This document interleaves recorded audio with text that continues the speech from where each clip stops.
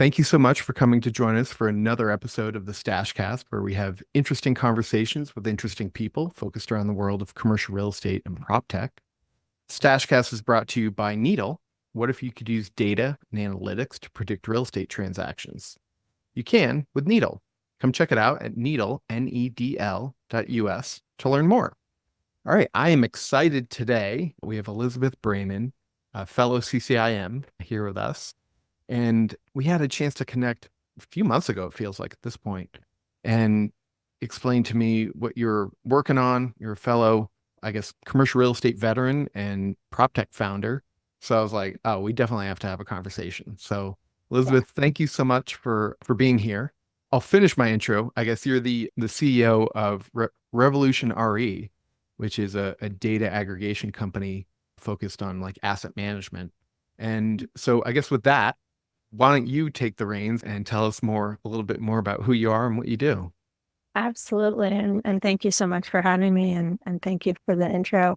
When I heard what you were doing at Needle, I also felt kindred spirits. We had to connect. What Needle's doing is on the market side of things, similar in some respects to what we're doing on the operational side of things, which is really to find ways to utilize data to surface insights and create better outcomes, which I think everyone in real estate, we're all always looking for kind of that alpha, that way to bring our expertise and unique knowledge of market and of operations and properties to really level up and maximize our performance. And data is one of the best ways, I think, I'm totally biased on that, one of the best ways that you can improve performance because it gives context. How are you doing? It highlights what you need to focus on. And so I'm a big proponent of companies like Needle and ours and what we're able to do to support the industry. But backing up, I've been in commercial real estate for, going on 20 years. I started off in the capital markets on the lending side, started the ReadyCap commercial platform, which is doing really well. They're now Ready Capital, and they're doing small balance Ready, SBA, bridge lending. Came out of the downturn when there really wasn't any capital available. They're more on the small balance side of commercial real estate. I got my CCIM and was very happy to have that network behind me. The CCIM has got the education, technology, and networking, which are just three core tenets of my ethos of who I am in commercial real estate. I had a tech background. I was a lawyer and did technology. So bringing tech to real estate's just been something that's super important to me. And I left ReadyCap to go to Realty Mogul and was there for a number of years, helping people to bring investment opportunities to people who didn't have the network and connectivity to find those juicy private deals that aren't always available when you go through public markets. And from there, saw there was opportunities in the data space. That we've got not a lot, I should say. There's a few big providers of data, but it's such a big market and data is hard to access and utilize. And in large part, it's just because it's a very fragmented market, lots of owners, not a consistency of data structure. So that's what we do. We offer an ETL for multifamily. We extract data from source systems. We transform it using a standardization layer so that it's common and consistent. And then we load it into systems that companies can use to maximize their performance, like a BI platform or other tools. Yeah. Yeah, I think something that we share in common is that we saw a problem and we're like, man, there's got to be a better way to do this. And that's how we both got our start. With maybe, if you could maybe expand on that with as much detail without maybe sharing any trade secrets or what have you. I'd love to hear more about that. I'm an open book and pretty transparent. I was early on really questioning, like, there's so many things about multifamily specifically operations, that I just didn't quite understand why things were so hard at Realty Mogul. It made sense. It was a very complicated business in some respects, in that we were making lots of investments. So we were probably over 100 investments and had lots of partners, and they were sending us financials, as one does when they have investors. But we were getting them on a quarterly basis in different formats from different systems, because there's no commonality and consistency in financials. And the issue there is that it makes it very backwards looking. You're more reactive than being proactive. And so you then spend a lot of money on market data to be proactive, to see what's going on in the market. And even then, there's so many markets in the US, it is hard for even big players to have sufficient, not every market has enough velocity for there to be enough data to really give sufficient insight. So that was what I was seeing. Went down the rabbit hole, lots of investigation, lots of talking to companies to see, why are people not using their own data more effectively?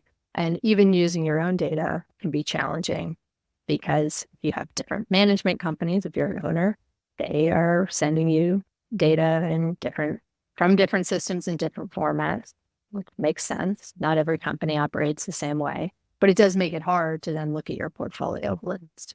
Fortunately, I have a great CTO, and he has seen this problem addressed in other industries and was able to get started on something that I had no idea when we started this company, what advancements would be happening in the world of generative AI and large language models. But it really does unlock it's exciting to me how much opportunity is unlocked by having good data that you can utilize to identify opportunities. Now with just tremendous speed, accuracy, but you have to have the good underlying data to feed these models and to be able to pinpoint the opportunities and be able to act on them. Yeah. The problems are multiple. It's one, getting the source of good quality data, and assuming you have that, but you're using, and it might even vary from one of your property managers to another, and you've got to get just standardized reporting. But even from that, I was at an event last night, and a friend of mine was like, hey, look at this. I'm creating our own asset management platform, because I think they're in a similar position. They've got a number of different assets, and just, we need like a dashboard to be able to see how each deal is performing. And I was like, yeah, that's great. And I thought of you. Oh, good. I was going to say, I'll gladly have a conversation. We have clients that have 2 or 3 properties, and we have clients that have 30, 40, 50 more properties. There's really no minimum or maximum size for folks. If you're looking to get a picture of a market or a specific, like slicing and dicing data can be challenging. If you want to look at all of your affordable deals or all your market deals or all of your deals that are in the Pacific Northwest or all of your deals with a particular management company compared to another management company, to be able to do that requires that you have all your data in one place, in one format, in one system, and then having the ability to support that level of granularity where you can add attributes to a property or group of properties so that you can do that analysis. That's not always an easy thing to do without having to hire a lot of consultants. And it shouldn't be that way, that every single real estate company is building their own kind of bespoke. Well, and that's what it is. It's a lot of Excel dashboards. And because it seems that it's simple enough, oh, I can conceptualize it. Let me just figure out all the different formulas I've got to run. But then once you get into it, it's, oh man, like I even, in tracking my own brokerage pipeline, I've built this custom tracking document for myself, but it's different from what the company uses. And that's a challenge even in and of itself. So yeah, I think everybody thinks they can solve the world with Excel, but it's a great tool. It's a great tool. It really is. And my personal bias, I've used Excel for years. Obviously we all have, and it's great and it's getting better. And it is not a database. It is not intended to store. So I used to laugh. One of my former asset managers, he would open a file because we had made all these investments and all these same sponsor different versions of their funds that would open. And it would take 15 minutes for this file to load because it had so much data in it. So it was like you'd open the file and then go and get a cup of coffee and come back. Right. And it was still grinding this poor Excel Yeah. file, just could not make a little engine that could. But then you risk what happens when this file gets corrupted or something happens. Or losing that file could be devastating. I'm sure people have backups of things so that doesn't happen. But it's clear, I think, to most people that at a certain scale, Excel is just not the tool for building really intricate analysis type of data. It's just not the intent of Excel. Excel's got a really great purpose, but we in commercial real estate have stretched it to beyond its limit.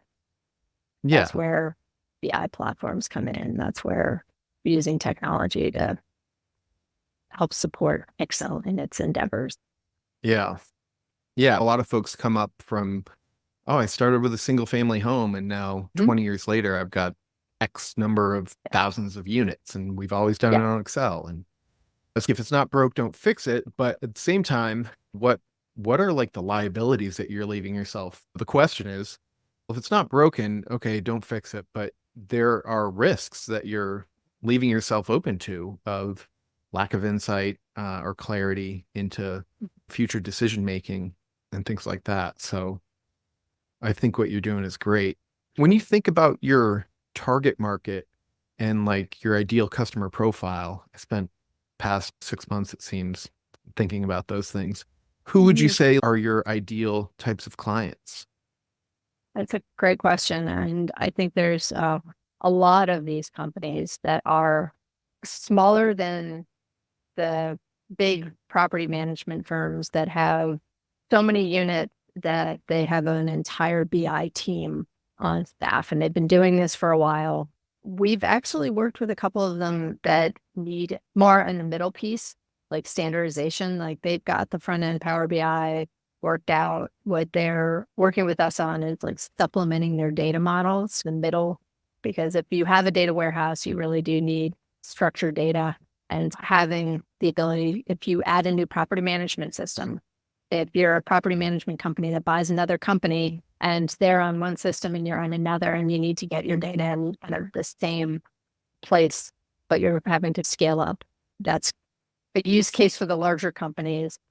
But to your question, really it's more on the middle market where you've got a company that has a tech team, but isn't really looking to build out something internal that they're going to have to support over time. Maybe they have tried with consultants, but want something that's more scalable that they can use going forward, that's really specific to the industry, so that they can, I tell people, expect our platform isn't going to be 100% what you need day one.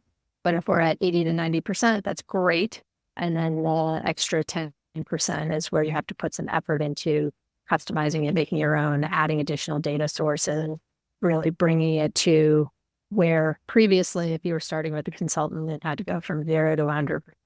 That can take a really long time. It'd be really expensive with our. And there's a risk that the consultant is really great at selling you on the dream and then not so great at delivering on that promise that they've sold you on. Yeah. I want to deliver value like day one, maybe day two, and say, look, it's not done. Technology, and this is the hard part for real estate people, is they always say, when is it going to be done? And I'm like, it's not like baking cookies, unfortunately. There's not a done point where it's, oh, if you leave it in too long.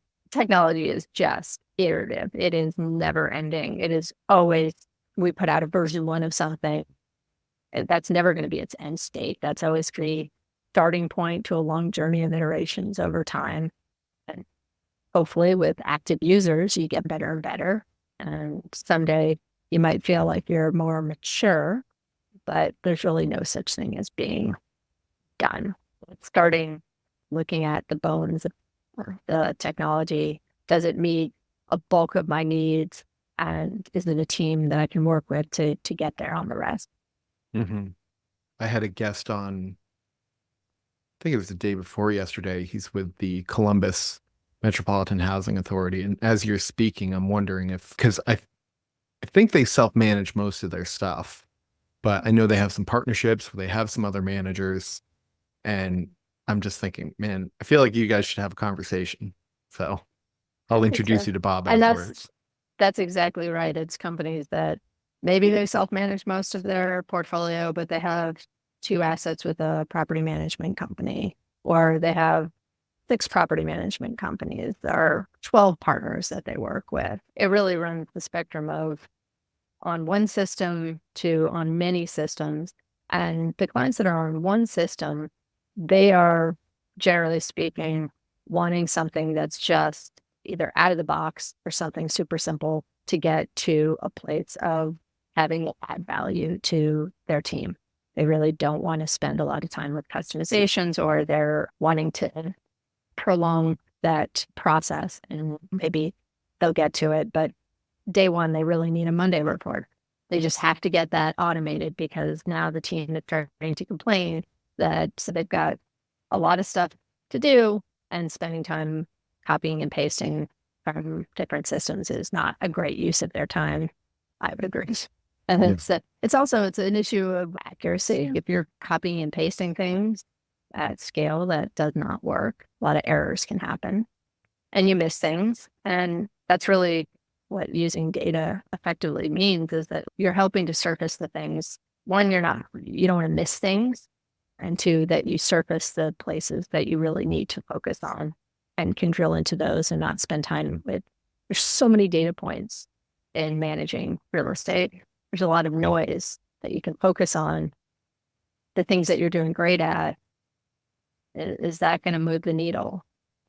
Yeah. Maybe not. And it's both the data points are internal from whatever you're tracking or your systems, but they're also external. Your PMS system might not take into account that a major employer just left town, or that a new job or a new manufacturing facility has just been announced. What is either one of those effects going to be on the performance of the property? It might have nothing, or it might have a tremendously positive or negative impact. And that's what you need to be able to. I think that's why I guess the saying is all real estate is local. Absolutely.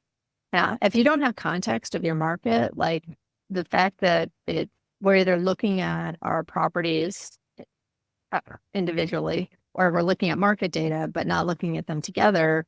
And I've said this many times, but you could look at all 10 properties in the market that you have and think they're all 5 of them are doing great and 5 of them are doing poorly. Turns out all 10 are actually outperforming the market, or maybe worse, all 10 are underperforming the market. But without context, how do you know? You can't just stack rank 10 properties and say this is 1 to 10. 8 of them could be doing great and 2 are doing poorly. But without knowing how to benchmark against the market, and the data hasn't always really been there. We are rolling out our data packages for benchmarking, and we have utilities. We have your property management fees, your marketing fees, your expenditures on advertising versus your SEO. No, these are things that And then you which don't one have is a really handle. paying off of those? Mhm. What's your ROI? What's your cost to acquire a resident and your lifetime value of resident? And is that metric in startup world? We look at LTV CAC, lifetime value and cost of customer acquisition, because that's what people do when you're doing a tremendous volume.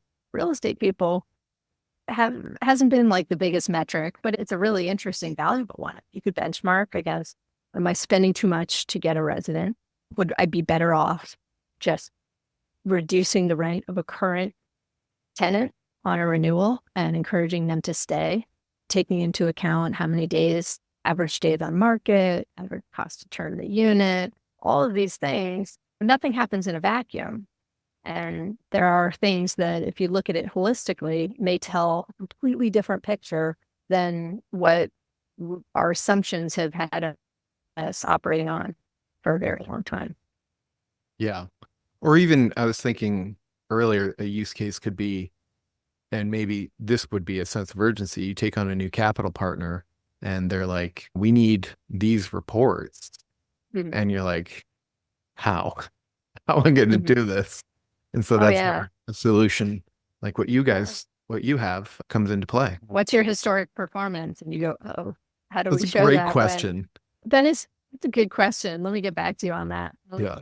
Get an analyst to not sleep for the next 3 weeks trying to pull that information together. Because it is, again, if you've got everything in different formats, how do you take a different P&L from all your different partners and have to convert it? We built a machine learning model that actually allows us to map all of the we did a count. It was over 1 million rows of different GL categories, which shouldn't surprise anyone.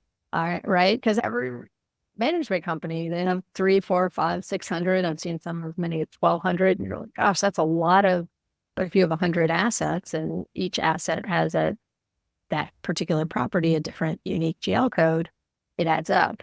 So having that many categories, even though you don't use all of them for sure. You got to have it though, just in case. You got to have it. And then how do you benchmark when you have that many categories? None of them are meaningful because they're too small.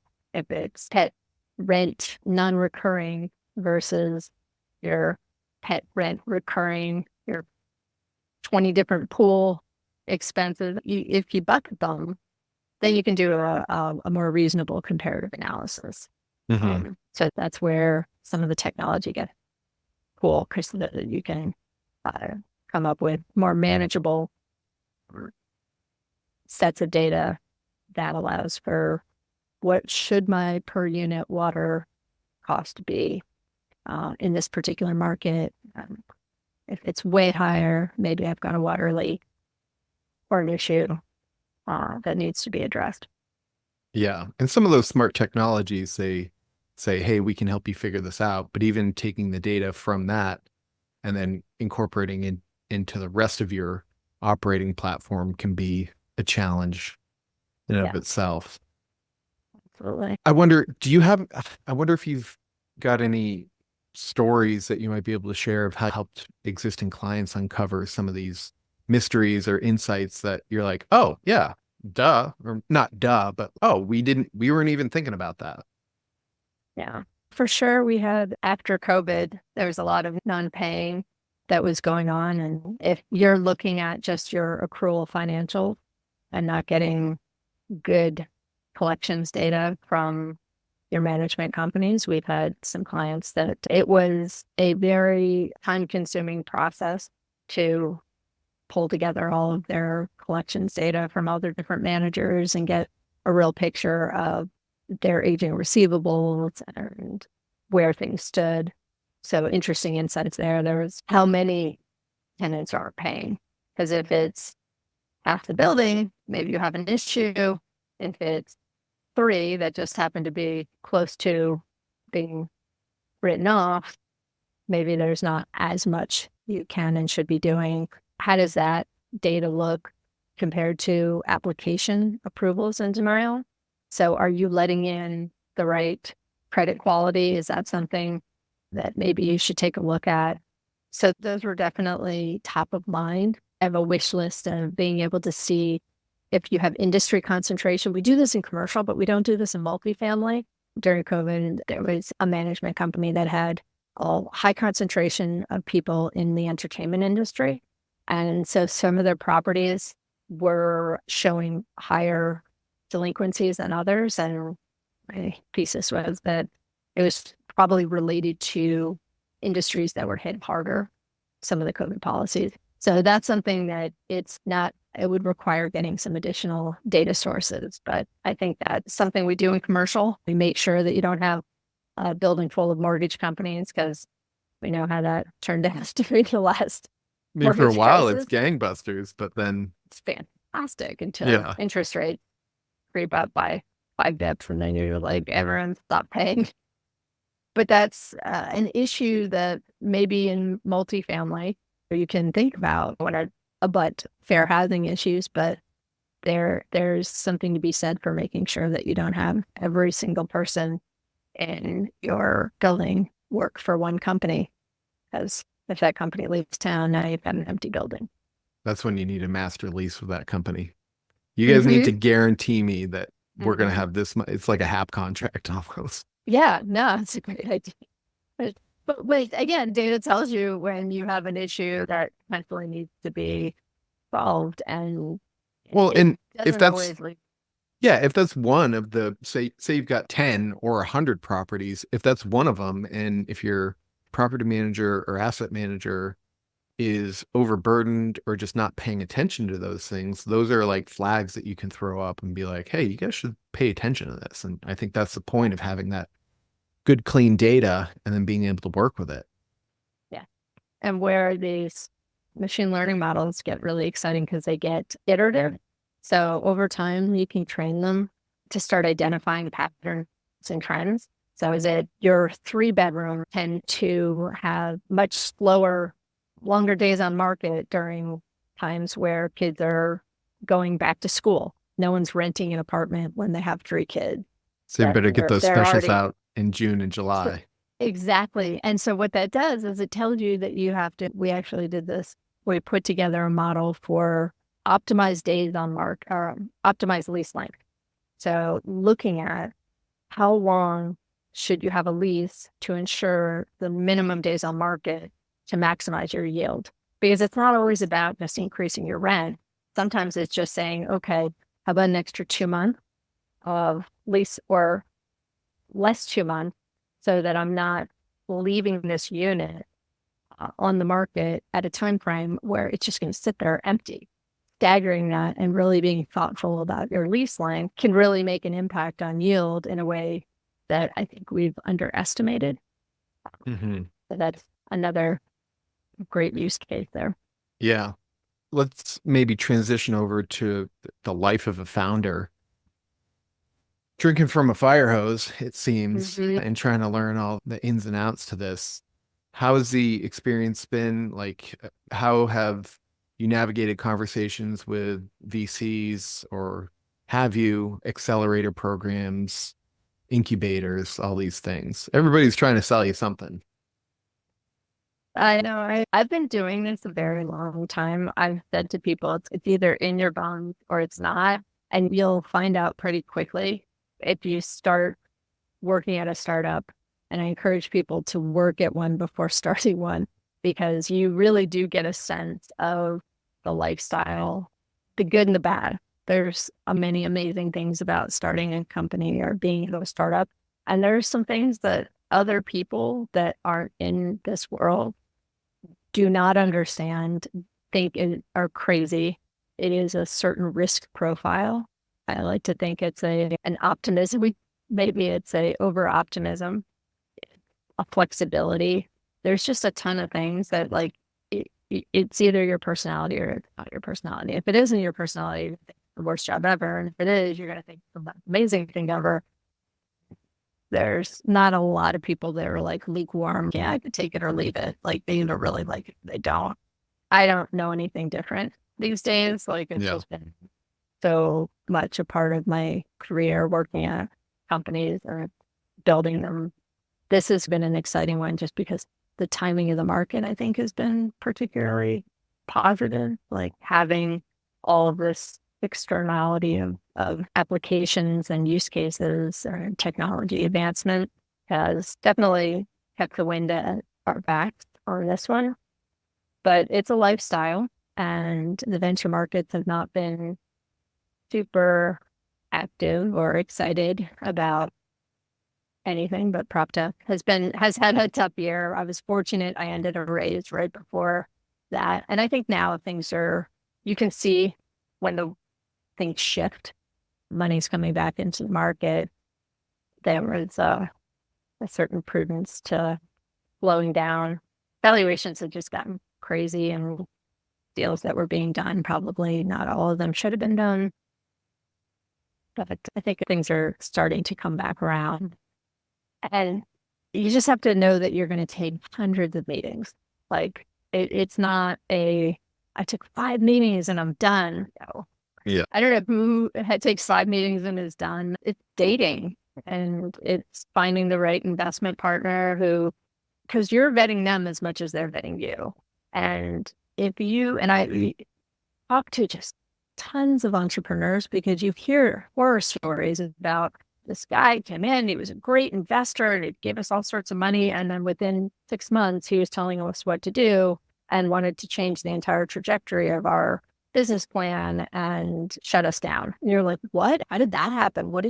How did you elect? Like, how? Why? And you hear that it happened. It's crazy that not every investor is the right investor. So expectations, communication, value add, talk to other companies that they've invested in. How are they as a partner? Because you're vetting them as much as they're vetting you. And they're going to do their due diligence on you. They're going to ask to talk to clients. They're going to ask to talk to your members of your team. But we as entrepreneurs should also do the same and ask to talk to some of their portfolio companies. Like, how are they as a partner? Are they supportive? Are they making the introductions that they say they're going to make? Yeah. Just writing a check and walking away, which maybe is a good thing and maybe isn't. Yeah, I think you bring up some really good points that oftentimes it isn't just, hey, here's a check, go do your thing. And if you're courting a particular investor, you want them to be able to add value, and hopefully they want to be able to add value to you as well, and make sure that everybody's aligned and on the same page. And because, not all investors are created equal. I saw one firsthand where it was a great solution. They took an investment from a group and a lot of promises were made up front and none of that was delivered on. And it's you got to vet that. And I think maybe that was part of the lack of due diligence on the receiver's end of, let me go talk to some of your people or people that you've worked with and see what that experience has been. Or maybe the clash of personalities as well. Oh, totally. That's why I say it's dating. You're going to be just like a co-founder, just critical members of your team. When you start a company with someone, when you take capital from someone, you are setting the course for a relationship that isn't going to be a day, a week, a month. It's going to be some time. And you want to know, are they going to be with you through thick and thin? Are they going to bail on you or undermine you or abandon you? Like all the things that, like your worst case scenario when you have invested or trusted someone. So that's just something to take into consideration. You hope for the best, but if you've done a little bit of diligence, maybe you can read out whether or not someone is the right person, the right fit, and to your point, personalities. Like some people just clash, and it's not. And both are great people, but they're not cohesive as a team together. So all things to consider when we're putting together your team is so important. No investor. If an investor says to you, "Yeah, I don't really care about the team," be like, "Why are you talking about?" Have you ever made an investment? That team is so important. Team is a lot. It's oftentimes a bad idea, and this is not my original thought, but I agree with it. A bad idea with a good team, you pick that all day, every day over a great idea with a horrible team. Because the latter is just, that's nice that you had a great idea, but if you can't execute on it, then, and a great team, they'll find a way to make it work. Yeah, when we were initially starting to talk to folks, well, what's the biggest risk?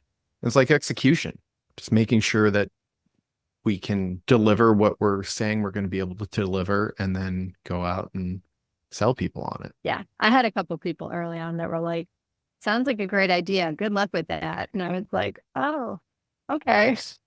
Like it was humbling, but also good because what they were saying is your business idea may not be as easy because we're all optimists as entrepreneurs. Yeah. That it was great feedback. It pushed me to make sure that the business model was sound, that what we were building was something that people wanted and needed.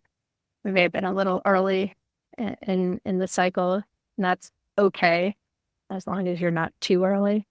It's important, and I probably overthink these things, but to spend a lot of time talking and making sure that you've done your homework and that you at least tried to de-risk things a bit as much as possible by ensuring that the idea you have is technically possible. You can't really predict.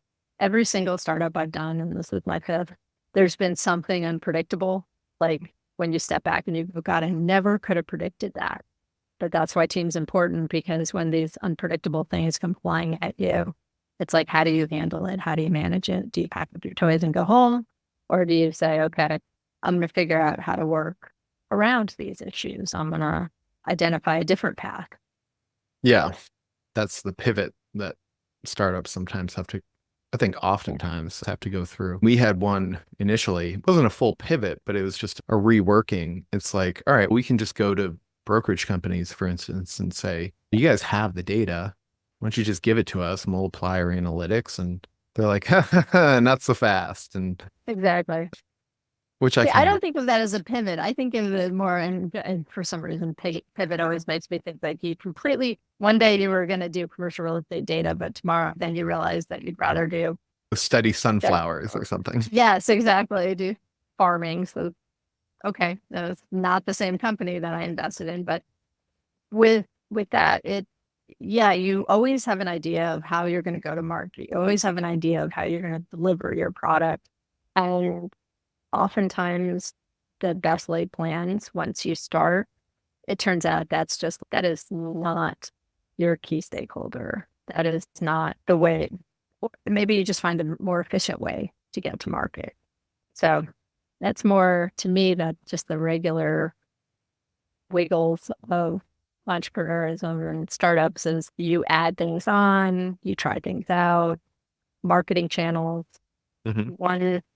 One particular group, it'll be really effective with direct mail, and then you try it at another company with another product, and it's, wow, that failed miserably. And what happened? Your audience was different. The smallest things can really shift how you present yourself, how you present your value prop, how you market. And so testing in startup world is just critical to figuring out what works. Well, and I think that's a truism in business overall is, you have a thought or an idea. You could be at AT&T or whatever it is. And all right, let's go try it. And it might not work. And then you have to say, all right, you have to do a postmortem and, okay, why didn't it work? Was it our message? Was it our delivery? Was it were we aiming at the wrong buyer? Something. Or timing. Sometimes it's just timing. Like I always think of New Coke came out. That was the biggest marketing flop ever. Like Coca-Cola, granted, what they do today is not try and replace the original. Everything is like additive. Right. What they did then was crazy because they literally were like, we're throwing out our recipe that everyone loves and we're going to try over, instead of just saying, how about there's a new version of it. With today, there's like how many new Cokes? There's like Coke has tons of different. Yeah. You go to those products. soda machines and you could get any combination you want. So many. Which that speaks to where we are as a society now. Lots more choices, lots more things. But timing is also just a huge consideration for a lot of startups, because something that 5 years ago, 10 years ago, maybe wouldn't resonate, maybe today has huge resonance with people. I think even, you mentioned it earlier. Is it technically possible? When I first started in the business, I don't think what we're trying to accomplish today would have been technically possible. There wasn't the availability of the data, and I don't think that there were the tools to be able to go and do it, even if it was there. Yeah, even a data warehouse years ago was so expensive that a regular company, the amount of processing cost, the time, the algorithm that people use today scraping methods, all of these things that have unlocked a lot more functionality in technology just weren't available. So yeah, it would have been great. Everyone probably still had those problems over many years ago, but the tools were just not there to be able to solve them. And now there's just a ton of tools, which is interestingly creating a different problem, which is people have a lot of fatigue having so many applications. You're seeing more centralization of tech stacks. People really want to be able to have single sign-on. They really want to be able to have everything in one place, because the idea of having to log into 15 different systems is insanity. And it's just a waste of time and effort trying to figure out where's this functionality and where's that functionality. People want consolidated capital tech stacks, but they're using multiple technologies. So you have to have open architecture tool in order to pull everything together and be able to utilize them in the way that we think we should. Yeah, that's a good point. That was something that one of our investors brought up was we have a platform for this, and you have to remember which password and username. And you have the Google plugin to remember your passwords. But yeah, there could be multiple different platforms you've got to log into every day. And if you could, and I think that's part of what you guys are trying to solve is here, let's consolidate these, and it's the same data. It's just in an easier way to work. So yeah, the data needs to flow through, because in real estate, we've got these different groups that are touching the asset at different points in the cycle, from the acquisition to the asset management and property management through the disposition. You've got your marketing folks and your accounting and financial folks, and all of those people.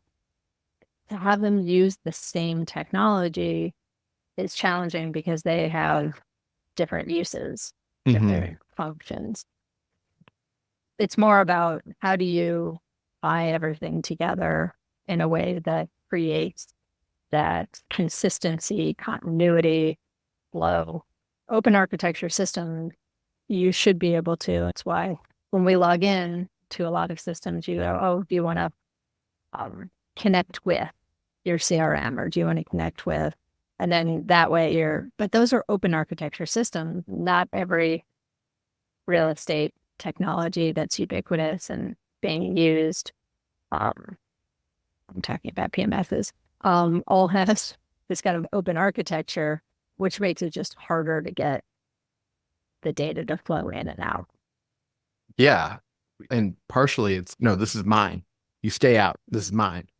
And it's okay. But in the end, I think that is a scarcity mindset and not a expansionist mindset. And I think if you have that, and I think a lot of entrepreneurs, myself and yourself included, have that. No, we can find a way. There's a better way to do this. Just help me help you. Right. Yeah. There's enough pie for everyone. Is my mentality of everyone's going to do things slightly differently. And their real estate is, and I say this over and over, it's a market. Like, this isn't the small market that we're all trying to carve up. There are many technologies out there, but that's because there's that many more users, that many more real estate companies, billions and trillions in assets that maybe aren't using that much technology today, but that's not because they shouldn't be.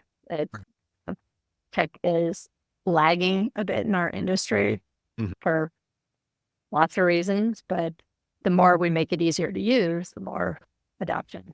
That's an interesting point. And that's something we talk about in our pitch deck, is the fact that commercial real estate in particular has been lagging in adopting new technology. Why do you think that is?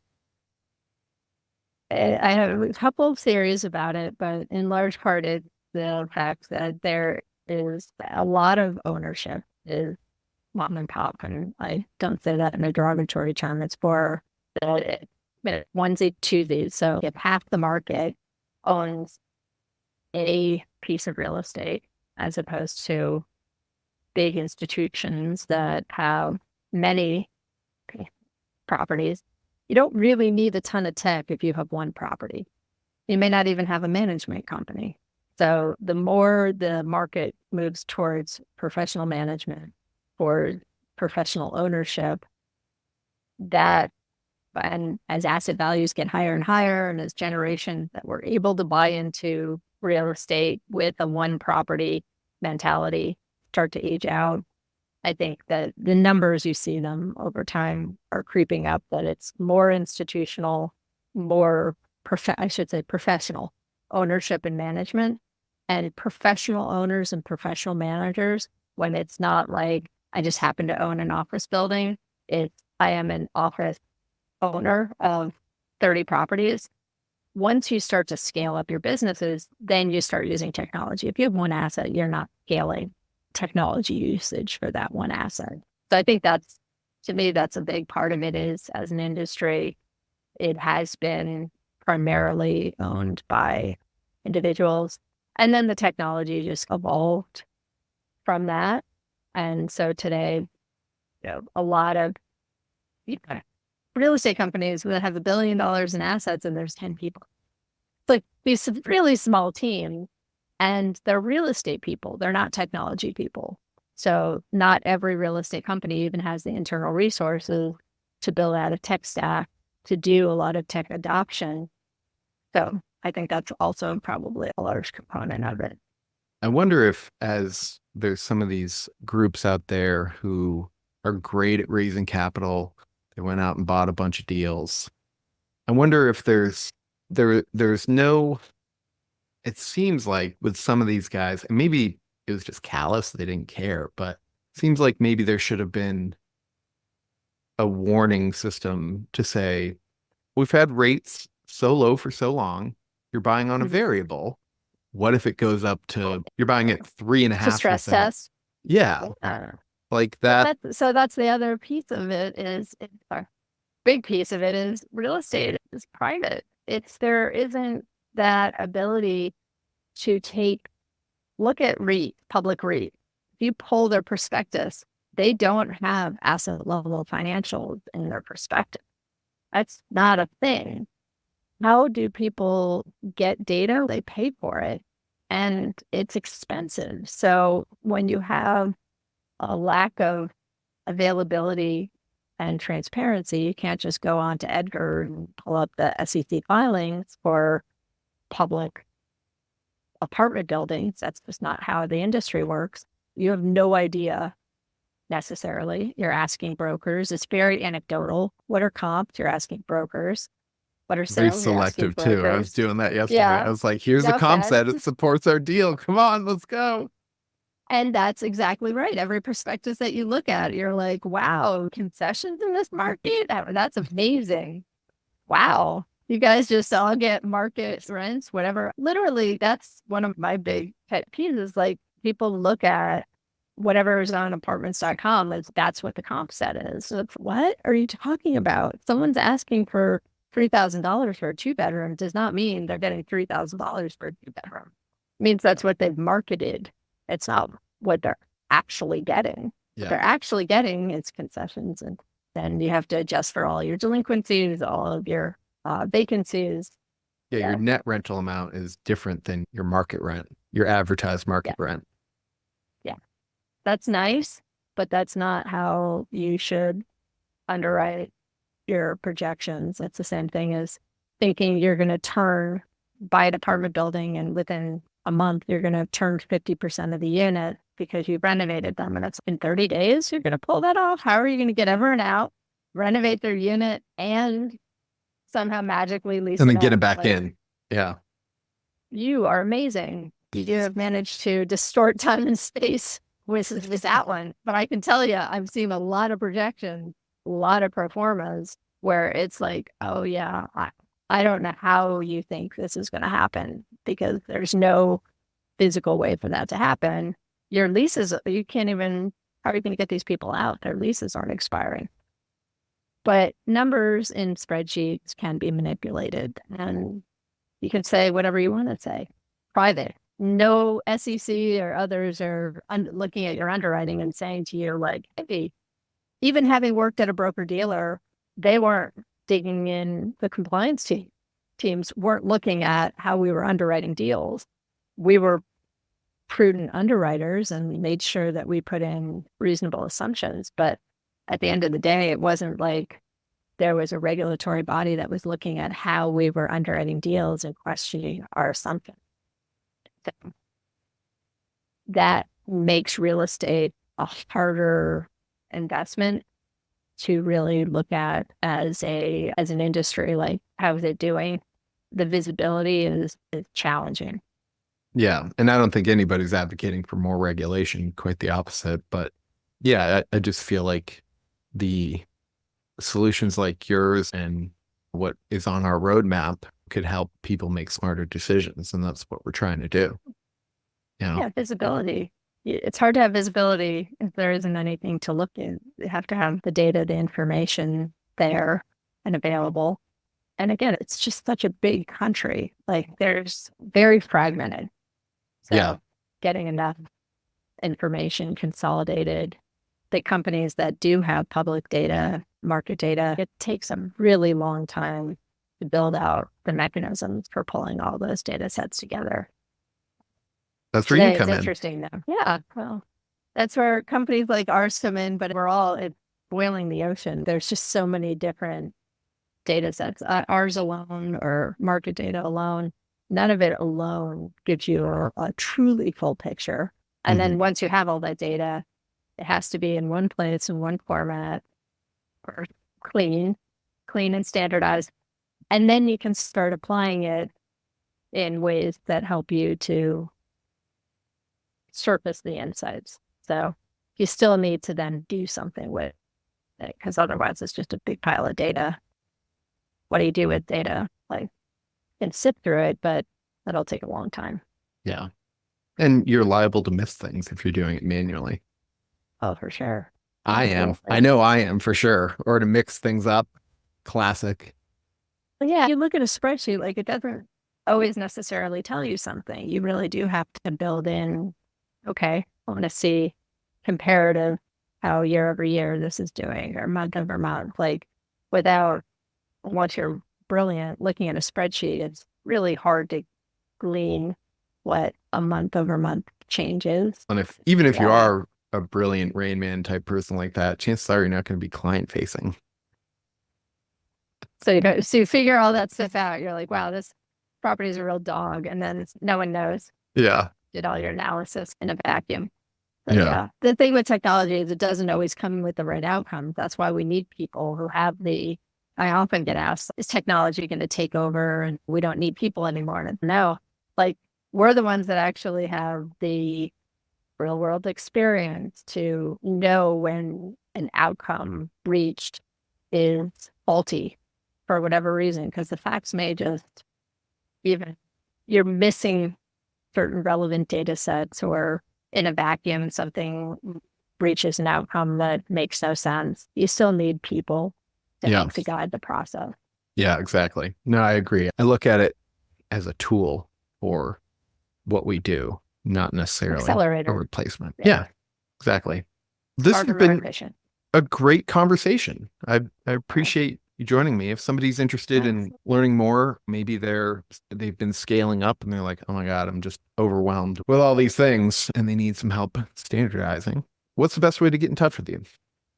We are online at revolutionnre.com. You can also email me just at liz@revolutionnre.com. I'm also on LinkedIn, pretty active there. Yeah, I really appreciate the opportunity. Obviously, I'm very excited about data application, how they can be used to improve performance. So happy to chat at length with anyone if they're interested in learning more. Yeah, this has been great For having me. Thank you so much and have a great rest of your day. You too.